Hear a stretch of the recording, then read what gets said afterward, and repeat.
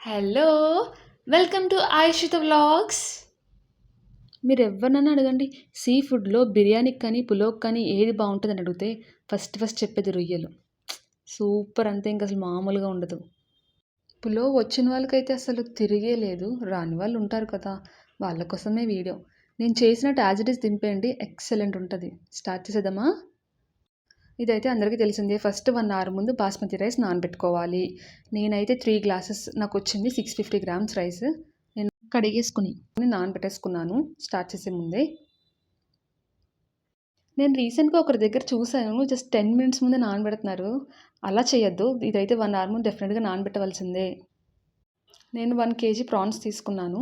అసలు నేను ఎంతెంత క్వాంటిటీ ఏదేది వేస్తున్నానో అన్నీ మీకు అక్కడ స్క్రీన్ పైన ఇలా రొయ్యలు తీసుకుని పసుపు, ఉప్పు వేసుకొని బాగా అటు కలిపేసుకొని స్టవ్ మీద ప్యాన్‌ని పెట్టేసుకొని ఆయిల్ వేసేసుకొని రొయ్యల్ని వేపుకుందాం ఫస్ట్.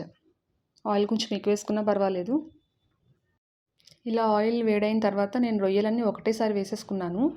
కొందరైతే 2 బ్యాచెస్‌లో వేపుకుంటారంటారు. మీ ఇష్టం, మీరు ఎలా వేపుకున్నా పర్లేదు. రొయ్యలు వేగితే చాలు. చూడండి కాసేపు అయిన తర్వాత హై ఫ్లేమ్‌లోనే వేపుతున్నాను నేను. అసలు వాటర్ రొయ్యల నుంచి అన్నీ వచ్చేసినాయి బయటకి. కొందరు ఏం చేస్తారంటే వాటర్ వచ్చిన తర్వాత ఒక 2 మినిట్స్, 5 మినిట్స్ అలా వేపేసి తీసేసుకుంటారు. కొందరు ఏం చేస్తారంటే వాటర్ అన్నీ ఇంకిపోయిన తర్వాత లైట్ బ్రౌన్ కలర్‌లో ఇలా ఉన్నప్పుడే తీసేసుకుంటారు. నేను ఇంకొంచెం వేపుకున్నాను. కొంచెం డీప్ ఫ్రై చేసుకున్నాను అంతే. చూడండి చక్కగా వేగిపోయినాయి రొయ్యలన్నీ. ఇలా రొయ్యలన్నీ వేగిన తర్వాత తీసి పక్కన పెట్టేసుకోవడమే. ఇప్పుడు పులావ్‌కి కొంచెం మసాలా అనేది చేసుకుందాము. కావాల్సినవన్నీ నేను స్క్రీన్‌లో వచ్చినాయి కదా! ఇలా ధనియాలు యాడ్ చేసుకున్నా నేను. కొంచెం జీలకర్ర, ఇలా పచ్చిమిరపకాయలు అండ్ కొన్నేమో కొబ్బరికాయ ముక్కలు. ఇవన్నీ బాగా మిక్సీ పట్టేసుకోవాలి. మిక్సీ అంటే మరీ మెత్తగా కాదు, అలానే మరీ గట్టిగా కాదు. మధ్యలో కొంచెం పేస్ట్ ఈ విధంగా ఉంటే సరిపోతుంది. ఇలా తీసుకొని పక్కన పెట్టేసుకుందాం దీన్ని. ఇంకా పులావ్‌కి నేనైతే ఒక గిన్నె పెట్టుకున్నాను. అది 1½ కేజీ ఉడికేది. ఇలా ఆయిల్ వేసుకొని తర్వాత ఇలా నెయ్యి కూడా వేసేసుకున్నాను. ఈ 2 బాగా వేడైన తర్వాత బిర్యానీ మసాలాలు వేసేసుకున్నా. ఇవన్నీ ఎన్నెన్ని వేసుకోవాలో ఆల్రెడీ స్క్రీన్ పైన కనిపిస్తుంది మీకు. ఇవన్నీ వేసేసుకొని కొంచెం బాగా వేయించుకోవాలి. కావాల్సిన నెయ్యి ఇంకొంచెం ఎక్కువ కూడా యాడ్ చేసుకోవచ్చు. తర్వాత ఆనియన్స్ అవన్నీ ఒక కప్ ఉల్లిపాయలు వేసుకున్నాను. ఇదంతా కొంచెం హై ఫ్లేమ్ మీద జరుగుతుంది. అవన్నీ బాగా వేగిన తర్వాత పచ్చిమిరపకాయలు, కరివేపాకు, పుదీనా, కొత్తిమీర ఇవన్నీ వేసేసుకొని బాగా కలిపేసుకోవాలి. కొందరు ఏం చేస్తారంటే ఆనియన్స్ ఎక్కువ వేసుకుంటారు. నేనైతే ఒకటే ఆనియన్ వేసాను. తర్వాత ఒక చిన్న టొమాటో వేసుకుంటే వేసుకోవచ్చు, లేకపోతే అది కూడా అక్కర్లేదు టొమాటో. నేనైతే వేసుకున్నాను. కొంచెం మగ్గడానికని మూత పెట్టా. తర్వాత కాసేపు అయిన తర్వాత అల్లం పేస్ట్ 2 స్పూన్స్ ఫుల్‌గా వేసుకున్నాను నేను. ఇది బాగా కలిపేసుకోవాలి. ఇక్కడ కొంచెం ఫ్లేమ్ మీడియంలో పెట్టుకోండి. ఎందుకంటే అల్లం పేస్ట్ వేసాం కాబట్టి అది త్వరగా మాడిపోయే అవకాశం ఉంటుంది. ఇలా మగ్గుతుంది చూడండి. ఒక్కసారి మనకి దేంట్లోంచన్నా ఆయిల్ బయటకొచ్చిందంటే అది మగ్గిపోయినట్టే. ఇంకా తీసుకున్న రొయ్యలన్నీ వేసేసుకున్నాను. ఇంకిప్పుడు కారం, గరం మసాలా, ఉప్పు తగినంత వేసేసుకున్నా. మీకు ఇంకా ఎక్కువ కావాల్సితే అంత ఎక్కువ కూడా వేసుకోవచ్చు. నేను ఇందులో సాల్ట్ వాడలా, కల్లుప్పు వాడా. ఒక 3 స్పూన్స్ వేసుకున్నాను నేను. బాగా కలిపేసుకొని చేసుకోవాలి. ఇప్పుడు మనం ముందుగా ఆడపెట్టుకున్న మసాలా ఉంది కదా! అది యాడ్ చేసేసుకోవాలి ఇప్పుడే. ఎందుకంటే అది కూడా పచ్చి వాసన పోయే వరకు బాగా మగ్గాలి కదా అది కూడా. లేదంటే బిర్యానీ పాడైపోతుంది. అది బాగా వేగాలి అది కూడా. సో చూడండి ఒకసారి కలుపుకున్నాను నేను. ఇదంతా మీడియం ఫ్లేమ్‌లోనే జరుగుతుంది. ఎందుకంటే హై ఫ్లేమ్ పెట్టామంటే వెంటనే మాడిపోద్ది. మీకు ఆ ఆయిల్ ఇంకొంచెం పడదనుకుంటే ఇంకొంచెం కూడా వేసుకోవచ్చు.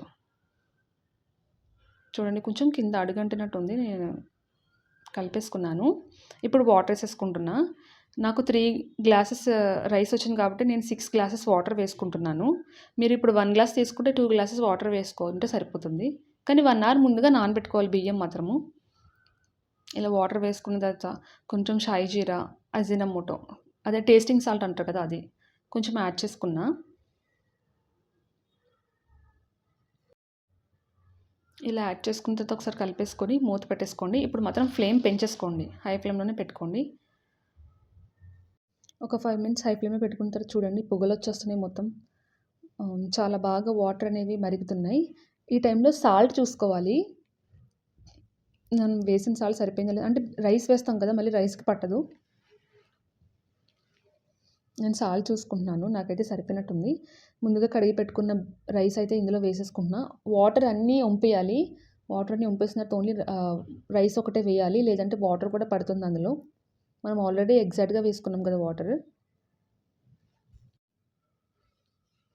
ఇలా రైస్ అంతా నేను వాటర్ ముందుగా వంపేసుకున్నా. చూడండి రైస్ అంతా వేసేసుకున్నాను. ఇప్పుడు స్లోగా కలుపుకోవాలి.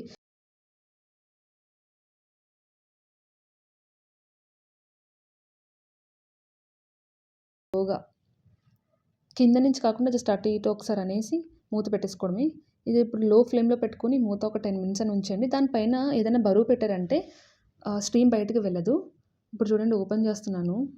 చూడండి ఎంత బాగా ఉడికిందో. ఓపెన్ చేసిన వెంటనే స్మెల్ చాలా బాగా వచ్చింది. రైస్ చాలా బాగా ఉడికిపోయింది. చూడండి రైస్ ఎక్కడ అతుక్కోకుండా చాలా అంటే చాలా బాగుంది. మీరు కూడా ట్రై చేయండి, చాలా బాగా వస్తుంది. ఇలా సైడ్స్ నుంచి తీసుకోండి రైస్, మధ్యలోంచి మాత్రం కదపొద్దు దాన్ని. వీలుంటే కుదుపుకుంటారు కొందరు, అలా కూడా చేసుకోవచ్చు. అంతే, సర్వ్ చేసుకొని తినేయడమే. ఇన్ని రొయ్యలు వేసుకొని తింటే ఎంత బాగుంటుందో. ఈ మధ్య కొన్ని వీడియోస్లో చూస్తున్నా పులావ్ కానీ బిర్యానీ కానీ తింటే పక్కన పచ్చిమిరపకాయలు అయితే పెట్టుకుంటున్నారు. నేను అలా ట్రై చేద్దామని పెట్టుకున్నాను, కానీ నాకు అంత సీన్ ఉంటుందో లేదో నాకైతే తెలియదు. తెచ్చేసుకున్నానండి నా ప్లేట్ ఫుల్ రొయ్యలు వేసేసుకొని. ముద్దగా ఒక రొయ్య అలా తింటే ఎంత బాగుంటుందో మీకు నేను ఎలా చూపిస్తున్నాను చూడండి, మీకు నోరు ఊరిపోవాలని చెప్పి ట్రై చేసేస్తున్నాను. మామూలుగా లేదు అసలు, రొయ్య చాలా బాగా ఉడికింది అండ్ ఇంకా టేస్ట్ కూడా చాలా బాగుంది. మీరు కూడా ట్రై చేయండి. ఇలాంటి మరిన్ని వీడియోస్ కోసం like, share and subscribe. Bye bye.